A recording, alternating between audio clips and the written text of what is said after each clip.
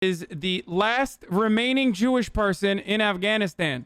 Zablon Simentov. I am only one Jewish Afghanistan. Kabul. Very good. Very good. I love this dude. I absolutely love this dude. Before 1945, Afghanistan had thousands of Jews, mostly living in the western city of Herat. But they all left for Israel, Europe, and the US because of war, except for Zablon, who still remains. He's so dead, bro. No, he is not. This man has single-handedly defeated the Taliban. I don't know if they will mention it in this video, so I don't want to spoil it, but I'll tell you why. This man is the last Afghan Jew living in Afghanistan, a country of 36 million people. Just wait until you hear the rest of his story. As a Jew myself, I am proud of my religion. It's something that always stays with me when I travel, and even though I'm not religious, I like to connect with Jewish communities around the world. So yesterday, when I found out about Zablon, I booked a last-minute flight to Kabul, and the search was on to find him. After asking around a few times, This is it? Oh, you say it's upstairs. Oh, alright. I guess we found it. sure enough, I tracked him down on the 3rd floor of this old apartment complex. Salam alaikum. How are you? One thing, come in. You from? I'm from the US. Libya. US, but I'm Jewish. You Jewish? Yes. Nice to meet you. یا ماشی و کلش ما خود سوام و خلیم یا ماشی ملاتش آسا و شون یا ماشی میکم ملاتش آسا. So how do you practice your Judaism as the only Jew in Afghanistan? آن تنهایی اون کالاندر بچه که باید میکاره که صافی اسرائیل جنتیلی کالاندر. I love this dude. A Jewish calendar. My cousin brought this from Israel, and I have a lot of other books. I do take care of the days and everything and the timings. And This is an old video. There all the time just from this calendar. Born in 1959, Zablon and his family come from Herat. He was a successful businessman for decades, making a fortune trading carpets, and traveled all over the world for business. Israel. Wait, you think that guy's a Zionist, so beware? First of all, yeah, I mean, he could be. But that makes it even funnier because there's a second part of the story that I know is not featured in here. Just wait, I'm going to tell you everything about it.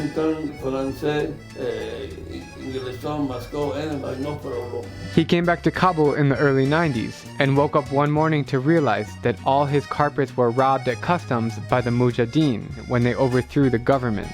Everybody took it and escaped, and it was robbed and stolen and theft. Soon after, the Taliban took control of Kabul and they threw Zablon into jail, beating him up and destroying most of his possessions, including his beloved Torah. That's really sad. They broke it. Really? When? Yes. The Taliban destroyed all of this stuff? Yeah. Oh That's my really God, fucked that's up. horrible. They tried to That's like an ancient ass Torah too. That's like really fucked up. force him to convert to Islam, but he wouldn't give in. It says, you know, in general, it says the Taliban was creating a problem for Jews. They just wanted their Islam and they didn't even want Shias. And he's asking me that you don't know this and you ask me. Does the Taliban know about him being here now? میگه آره طالبان میفهمه که شما اینجا هستین؟ Yes, they know. Is he scared? میگه شما نمیترسین از این؟ نه من بندیم کردن هیچ کار کردن. He says I'm not afraid. For months I was in their prison and he says I don't care. So within a few years, he went from a rich businessman to being broke and under control of the Taliban. Wait, come on. He doesn't mention why they let him out of prison? And it wasn't just him. There were 2 Jewish people living in Afghanistan at the time. One of them unfortunately passed away in 2004 or 2005 or something. Okay? So they arrested both of them. Okay, so the Taliban arrested both of them. So I'm just going to tell you right now. And they released him. Because, I mean, he's not in prison. Dude. They released them because they were fucking so annoying, dude. They would constantly fucking fight. So ultimately, they were just like, all right, just go. I don't care. I love this story, dude.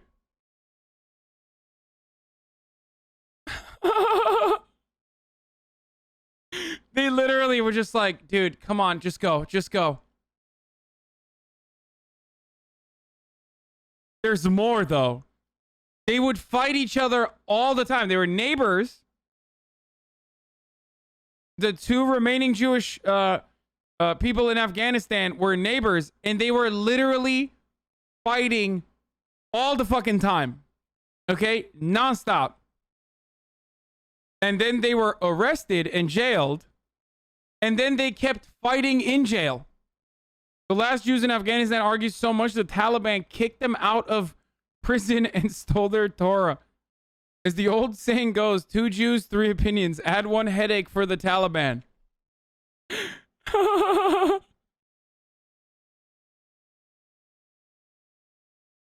He lives in Afghanistan's last standing synagogue, which he renovated himself in the heart of Kabul's Flower District. Every Shabbat he reads the Torah from the bima of the old sanctuary. Everyone in the streets knows him. He's very salient and sometimes very choleric, but we have fun with him. But yeah, oh, here it is. In 1998, Levi wrote that the Taliban interior minister accused Sementov of the theft of Jewish relics. Sementov retorted by telling the Taliban that Levi ran a secret brothel where he sold alcohol, which Levi denies. Sementov also spread rumors that Levi had converted to Islam, which Levi denied as well. They just kept going back and forth and telling the Taliban government that they were fucking... When he returned, Sementov encountered Yitzhak Levi, nearly 2 decades his senior, living at the Kabul synagogue. The two did not hit it off. They fought viciously about which of them was the rightful owner of the land. So then they ultimately moved into the different wings of the synagogue. Sementov said, I don't talk to him. He's the devil.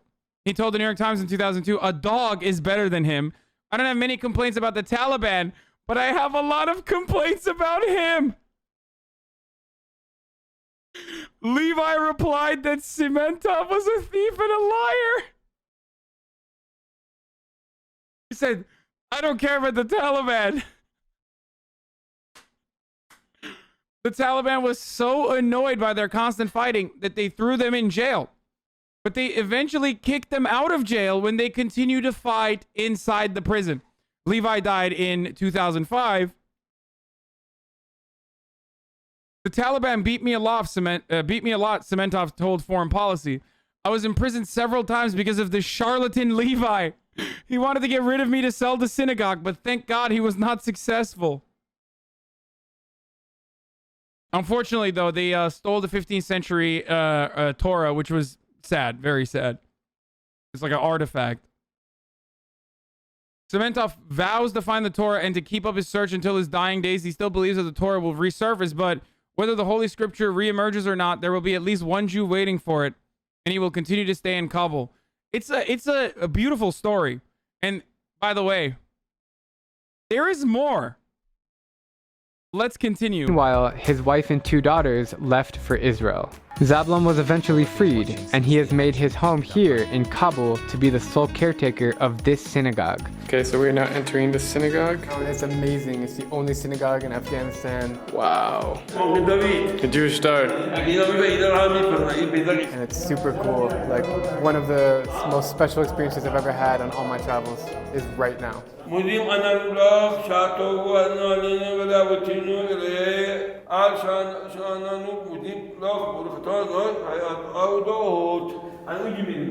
Miraculously, he has kept Orthodox, studying Torah. I can't believe this dude did not mention like the funniest aspects of this guy's entire existence. Oh, there's a video of them arguing.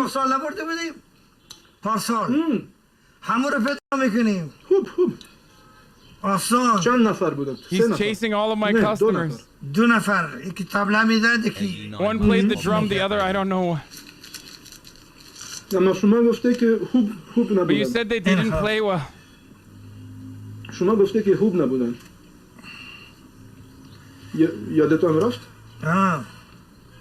خب چی کنه ابو صدری نیامد آمد گفت بهش گفتم شما مجله داریم اومد من بهش گفتم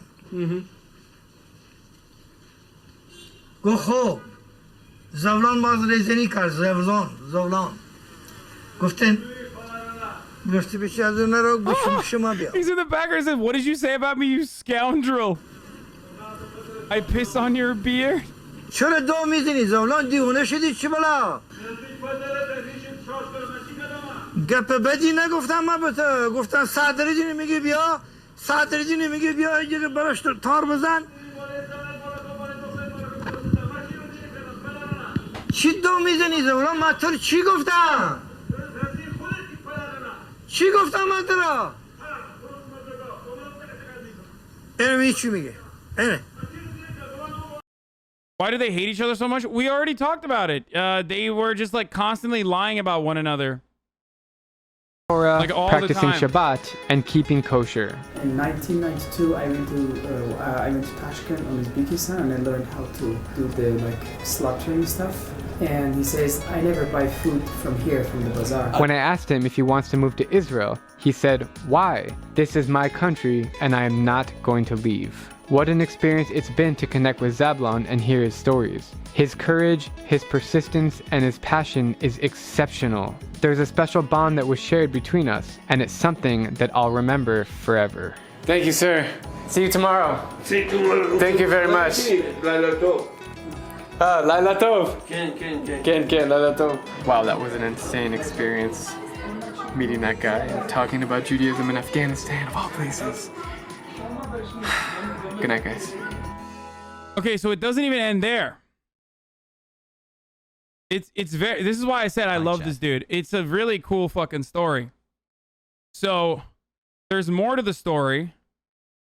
So the last remaining Jew in Afghanistan, when the latest takeover happened, Israeli authorities said, "Hey, we'll evacuate you. Okay, we'll move you to Israel." And of course, unsurprisingly, he said, "Fuck no." And there's a couple different reasons. One of which is because he refuses to give his wife Jewish divorce, and that he will not be moving anywhere. I will not leave my home. If I had left, there would have been no one to maintain the synagogue. I had the opportunity to leave for the U.S., but I gave up. Or he, wasn't interested. His wife and 2 daughters have been living in Israel since 1998, but Simentov has stayed in Afghanistan to tend to the Long Synagogue, located in Kabul. Attempts have been made to assist his Israeli wife for years, though he is yet to agree to give her a divorce.